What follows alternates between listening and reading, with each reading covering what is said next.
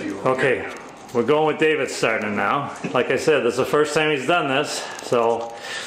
This is on, right? No, you gotta turn the vacuum on. But this is, yeah, all right. Okay, now put it against the wall like I showed you. Turn it on. Now let the machine do the work. Just slowly slide around. Go over those ridges, show them how well it works on them. Keep rolling back and forth with it. Just let the machine do the work. Keep it flat.